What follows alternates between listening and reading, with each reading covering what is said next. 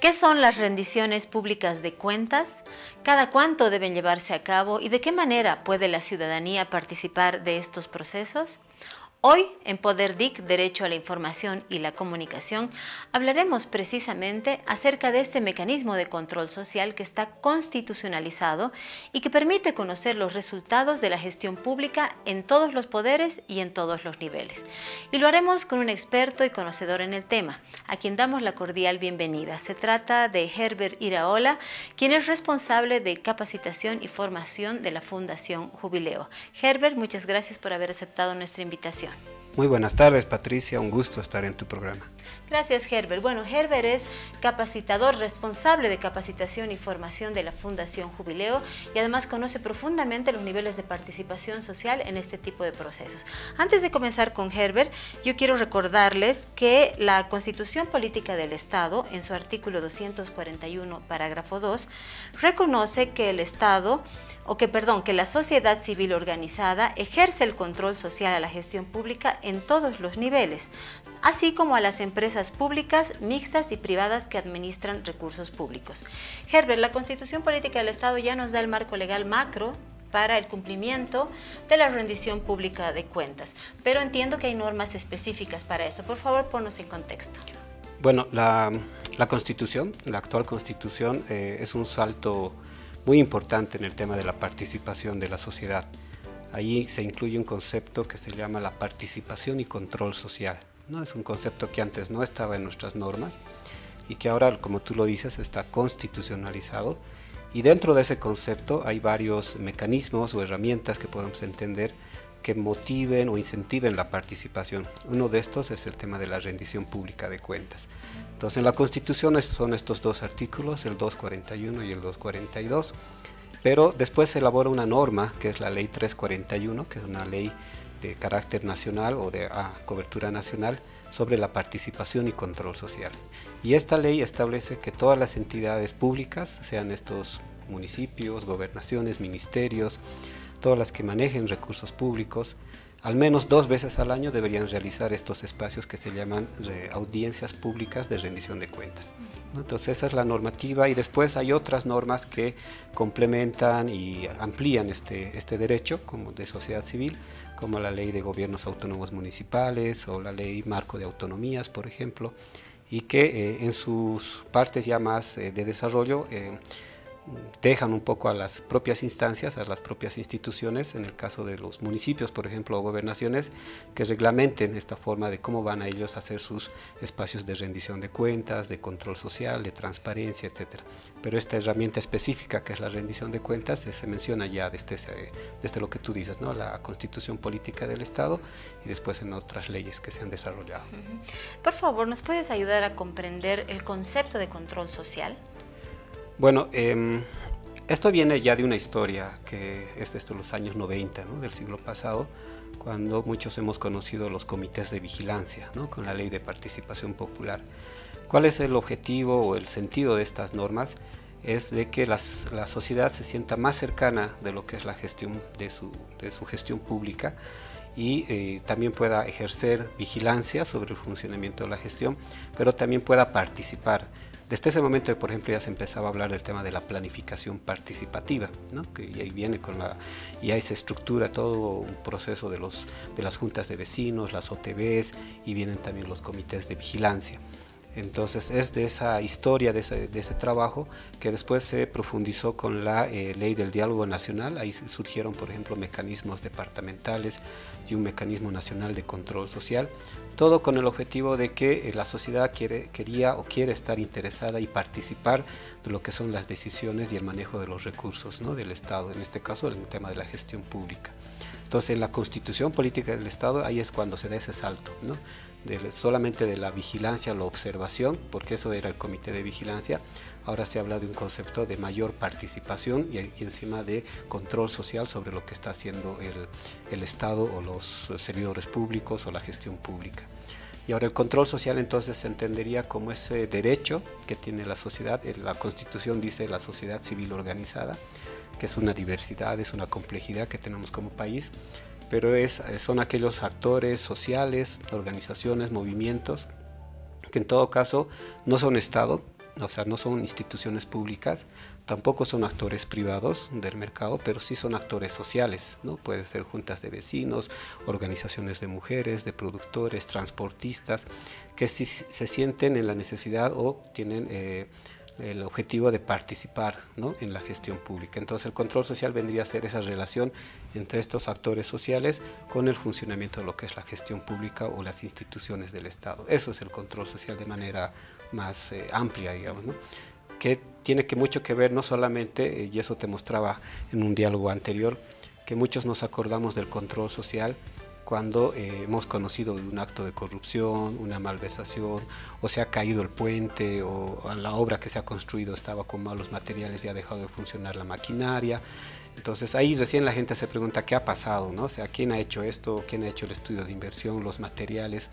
Pero la mayoría no se acuerda que el control social y la participación viene desde el proceso propio de la planificación. Por eso hablamos de la planificación participativa, que igual está contemplada, ¿no?, en nuestra normativa.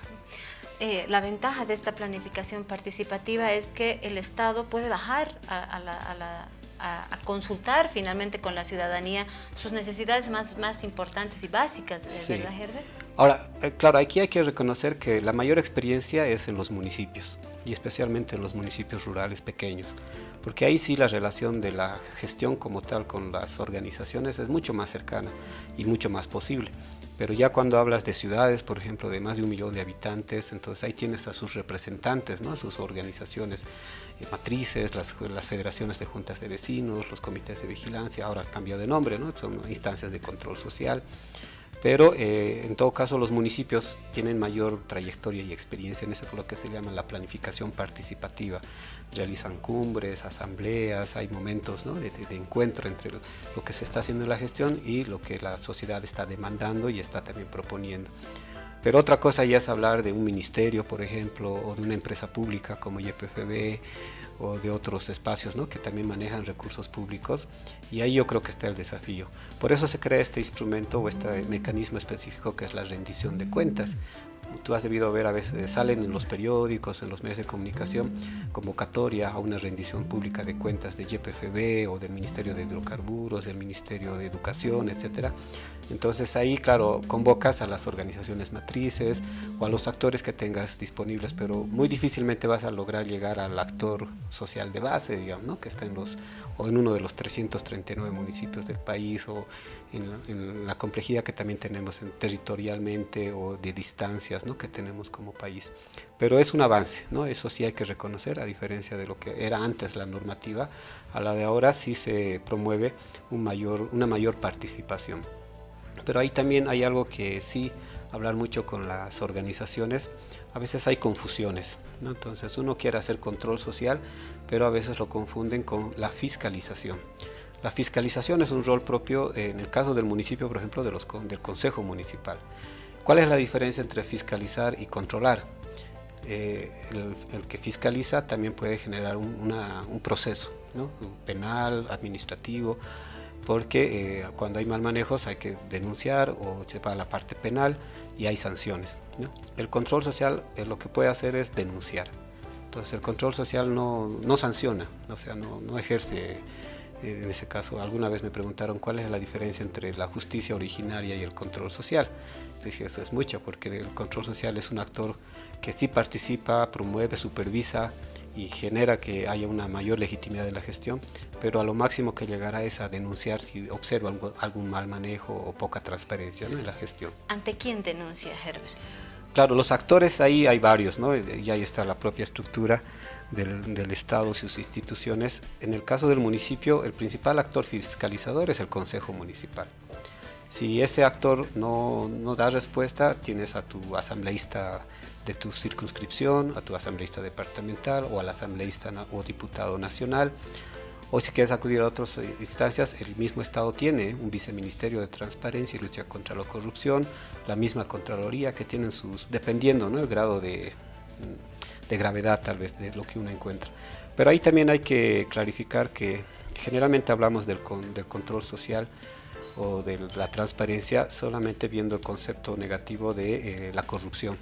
Es una parte del tema de la rendición de cuentas, y de la transparencia. Pero como vemos la norma, la participación y el control social va más allá de eso, ¿no? Va en el tema de que la participación realmente llegue a la planificación de la gestión, ¿no? O llegue también al manejo de los recursos, o llegue también al tema de la toma de decisiones que sea más legítima, que no sea solamente entre cuatro paredes y unos cuantos actores que hacen la gestión pública, sino que la sociedad se vea involucrada también en la gestión.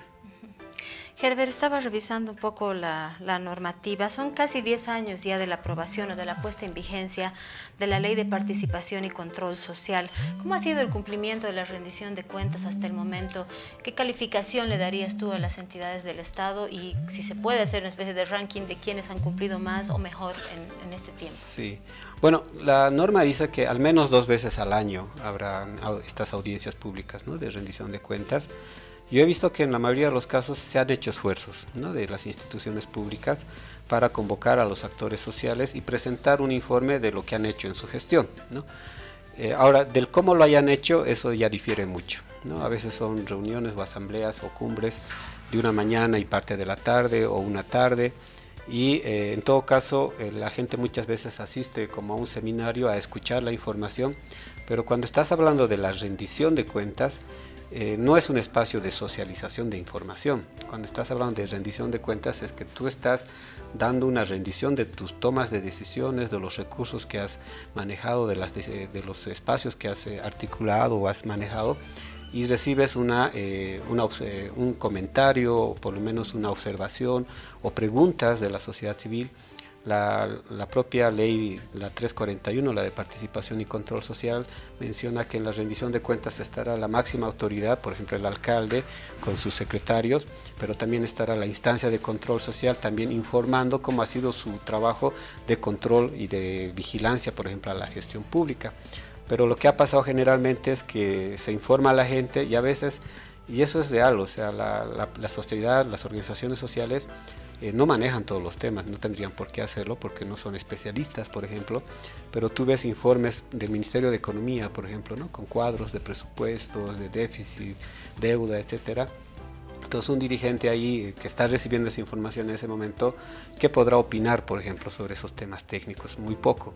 Entonces en muchos casos quedan como un acto más simbólico, ¿no? Entonces al final, claro, sacas la fotografía y dices, el ministerio ha cumplido con su deber de rendir cuentas a la sociedad y aquí está la foto y está con la participación de la sociedad. Pero eso queda ahí todavía, ¿no? Yo creo que hay un camino por avanzar. La misma norma estableció que en el caso de los municipios y gobernaciones les da la potestad de que elaboren sus propias normas para cualificar este tipo de instrumentos. Entonces ahí debería haber, y creo que en algunos municipios se ha avanzado, incluso a no ser solamente una rendición pública de cuentas general, sino bajar a los distritos, ¿no?, distrito por distrito, y tener reuniones o especie de cumbres con las organizaciones, y ahí se puede responder de manera más cercana, ¿no?, a las demandas y a las preguntas de las organizaciones. Pero es un avance a mi criterio, pero de que falta cualificar y falta avanzar es cierto. Y hay momentos que sí hay mayor intensidad, hay mayor voluntad política, y eso no debería depender tanto, ¿no?, de la voluntad del que esté en ese momento como alcalde o gobernador, sino debería institucionalizarse. Entonces ahí hay una ley de las unidades de transparencia, por ejemplo, una ley nacional, pero que ya en su implementación todavía está en camino, ¿no? O sea, esta ley dice que todas las instituciones públicas deberían tener sus unidades de transparencia y acceso a la información. Entonces, tanto para difundir su información, socializarla, ya sea por su página web, redes sociales, pero también responder a las demandas de la sociedad cuando uno va con su nota y quiere acceder a cierta información de la gestión. Y ahí hay mucho que avanzar. Somos uno de los pocos países que todavía no tiene una ley nacional de acceso, de transparencia y acceso a la información pública, y eso creo que es algo importante que hay que trabajarlo, y eso no permite ejercer un mayor derecho, ¿no?, a la participación. O sea, ¿cómo puedes participar si no conoces cómo está funcionando tu gestión? Yo muchas veces me encuentro con actores del control social y les digo, bueno, revisaremos qué quieren ustedes trabajar y denme el POA del municipio. Y los propios actores del control social no tienen el POA del municipio, o si lo tienen es por partes o solamente de su zona, de su distrito. Entonces así no podemos avanzar en el tema de la participación. El tema de la transparencia es un principio clave, ¿no?, para el tema de la promoción de la participación de la sociedad civil, y ahí hay todavía un camino que avanzar. Al término de una rendición pública de cuentas, Herbert, ¿se firma un documento con la participación de la ciudadanía? ¿Cuál es el mecanismo? Quiero decir, si un informe de este tipo se avala con una respuesta de la ciudadanía organizada que ha participado en el proceso.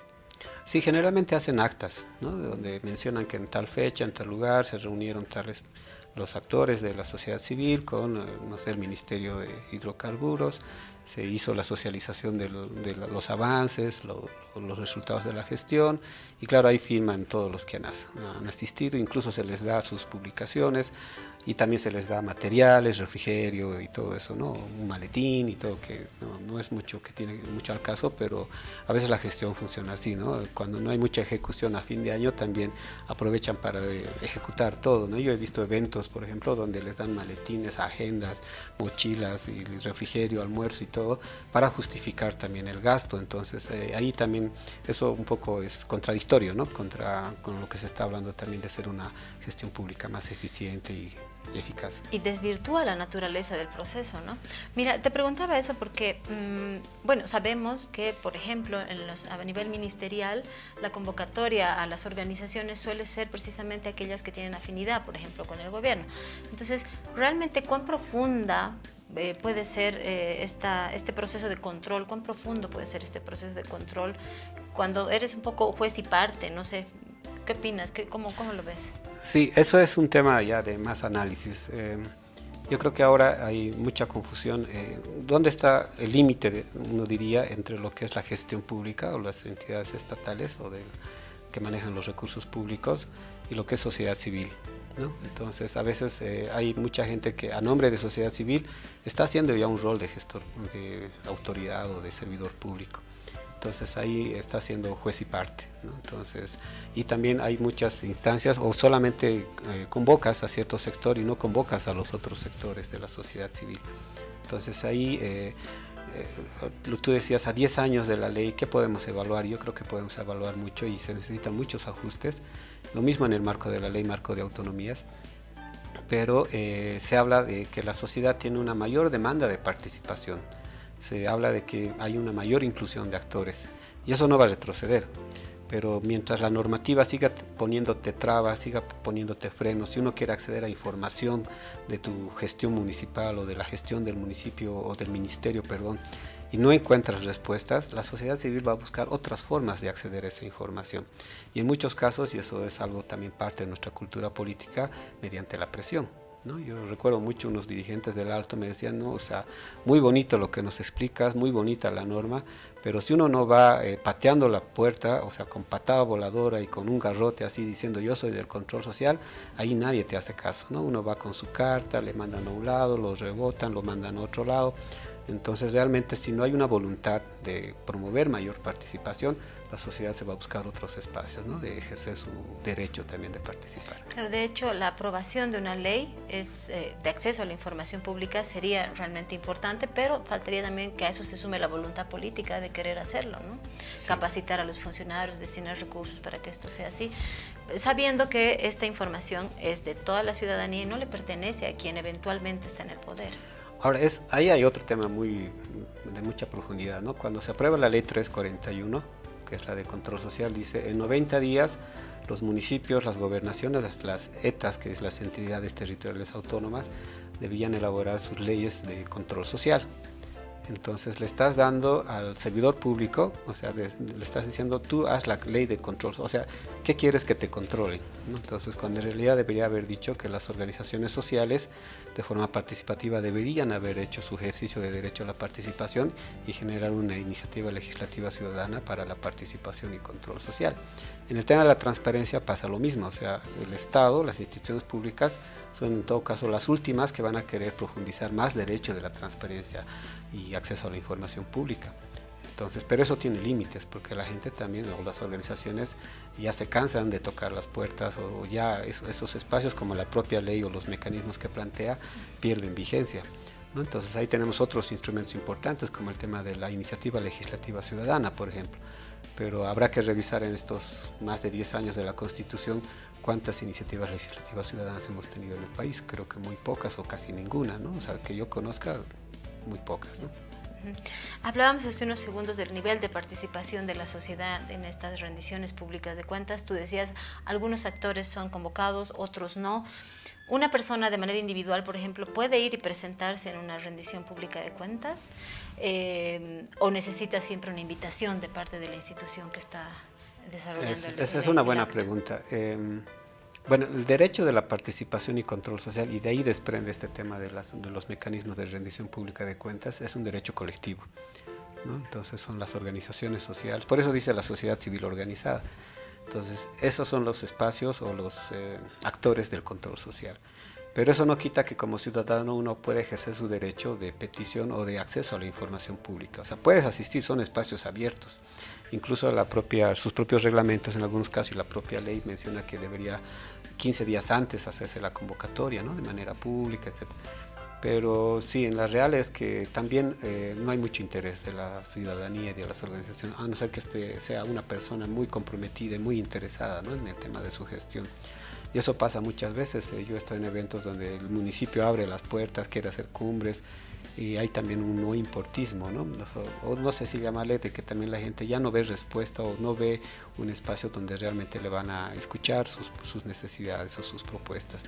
Entonces ahí también yo creo que hay que preguntarnos si estamos funcionando bien, ¿no? en la gestión de lo que es la cosa pública en los municipios, en las gobernaciones, porque tal vez no estamos respondiendo, ¿no?, a la necesidad de la gente. Y estos derechos centrales como el tema de la transparencia, la participación, si no los vamos valorando, corremos el peligro de bajar también la calidad de la democracia, ¿no? Y eso también con las generaciones jóvenes es muy delicado, ¿no? Porque pueden entender que la democracia no es algo que tenga importancia, ¿no? Cuando generaciones más anteriores a las nuestras ven como un gran logro y un avance como sociedad que vivamos en democracia. Entonces es una construcción permanente, ¿no?, que tenemos que seguir avanzando. Tú decías hace unos instantes que probablemente haya un homoimportismo de la población, un desencanto porque de pronto siente que no es escuchada ante sus reclamos. ¿Qué se puede hacer para contrarrestar esto y recuperar y devolverle el valor que tiene al control social? Desde el Estado, desde las instituciones, ¿qué hacemos para que ¿o será falta de información? Sí, hay que trabajar, yo creo, con las nuevas generaciones. Ahí hace mucha falta. No conozco mucho los resultados de todo el proceso de lo que es la Beliño Siñani, ¿no?, con las nuevas generaciones, pero me parece centrar el tema de los valores democráticos, la educación, ¿no?, en democracia, cultura ciudadana. Pero más allá de eso, siempre el tema de la cercanía, ¿no?, entre lo que es la gestión y lo que son las organizaciones sociales, desde sus demandas, pero también desde sus propuestas. Yo creo que por eso no avanza mucho en el tema productivo, ¿no? O sea, si uno ve lo que es la gestión pública, cuando hablas del tema productivo, la inversión es muy poca, ¿no? O sea, cuando hablas del turismo, del tema agropecuario, llega inversiones muy pequeñas y la mayor parte de la inversión siempre se va a la infraestructura. Entonces, y eso es porque siempre vamos viendo la necesidad y no vemos las vocaciones o las potencialidades.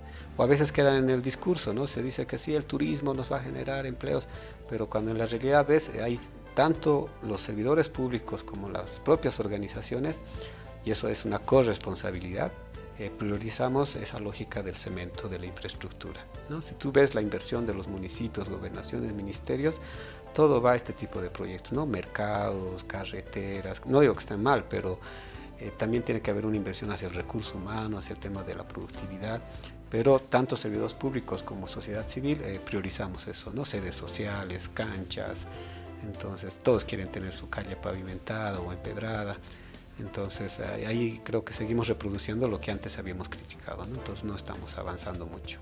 Como que no hay una conciencia que el desarrollo también es desarrollo humano, ¿no? O sea, sí, trabajar en educación, en prevención de enfermedades, atención médica básica, por lo menos, por ejemplo, para las madres, para las mujeres embarazadas, etc. Sí, a mí siempre me llamaba la atención, y eso un poco contestando la pregunta anterior, donde yo he visto que sí realmente había mayor legitimidad de la gestión, pero también había un jalón de orejas al alcalde, a los técnicos, y había una mayor cercanía, aunque es más tiempo, más costoso, es en los municipios pequeños y rurales, ¿no? Porque ahí hacen sus cumbres y participan todos, y ahí está el alcalde frente a todos rindiendo cuentas de lo que está haciendo.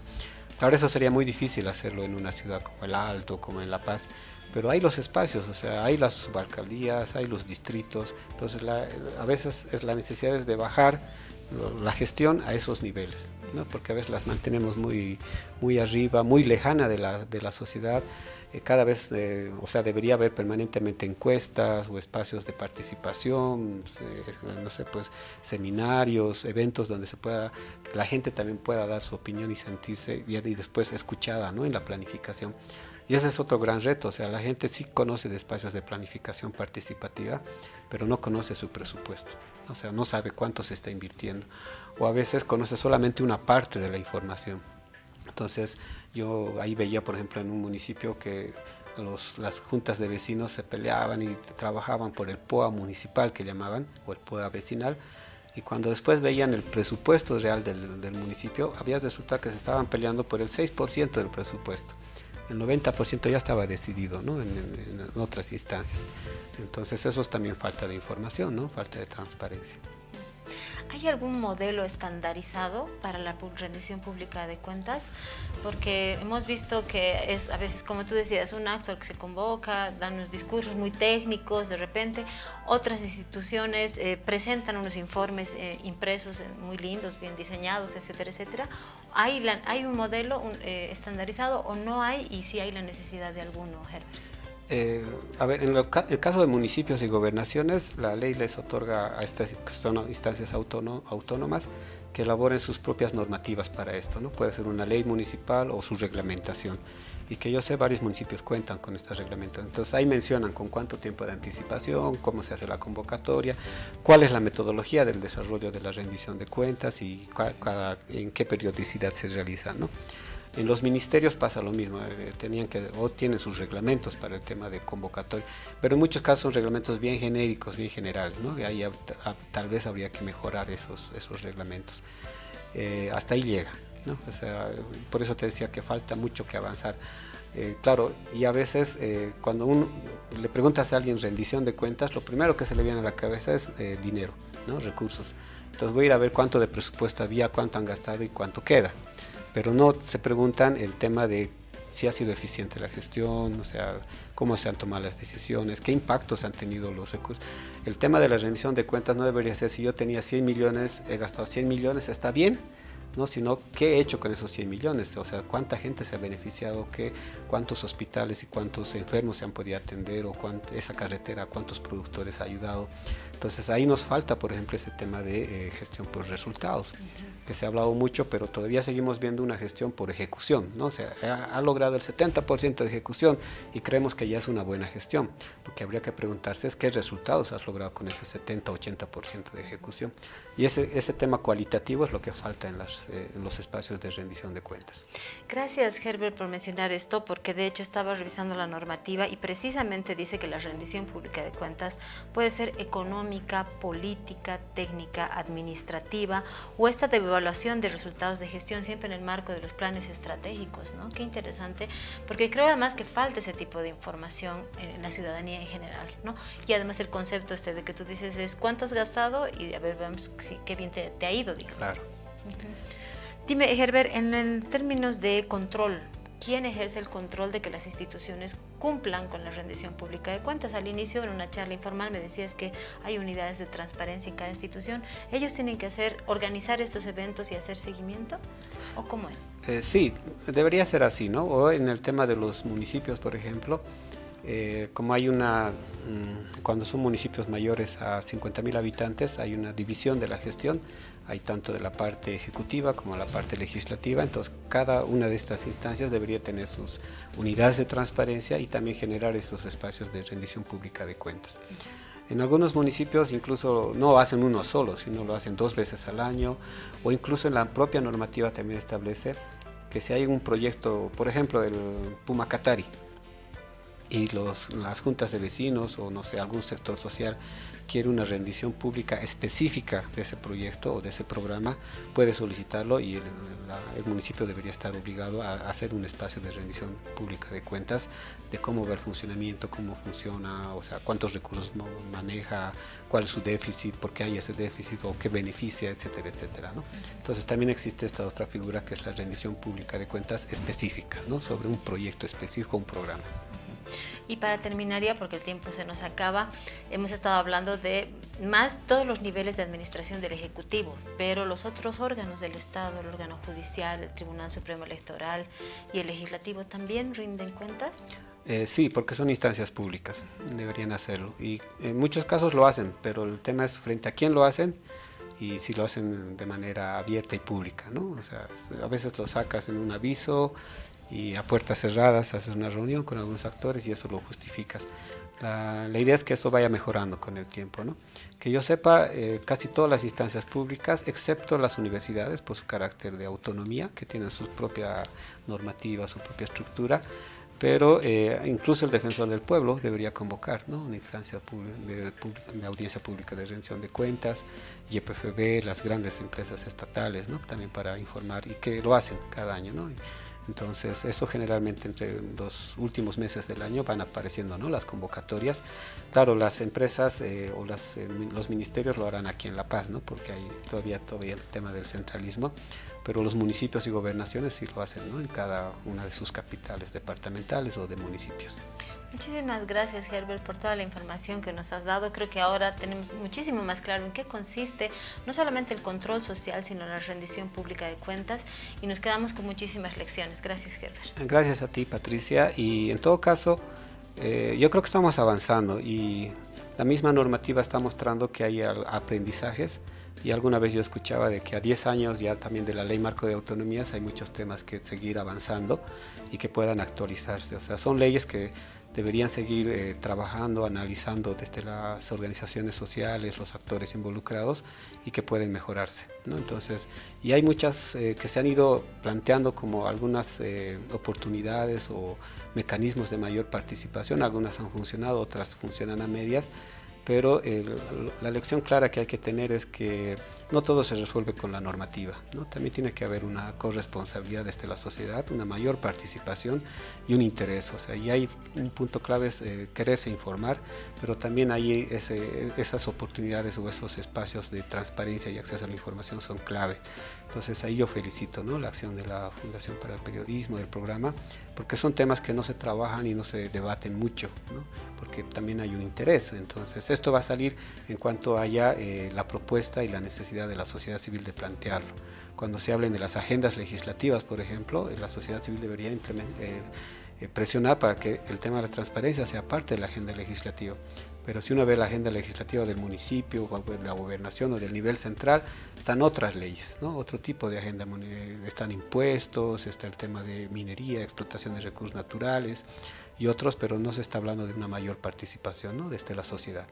Muchísimas gracias. Gracias a ti, Patricia. A ustedes también por habernos acompañado. Por favor, comenten, denle like, compartan el programa. Y quiero agradecer también a los medios aliados que transmiten este programa. Un saludo especial para la gente de Te Informas y de Canal 13 Televisión Universitaria de Tarija. Va a ser hasta una próxima sesión de Poder DIC, Derecho a la Información y la Comunicación.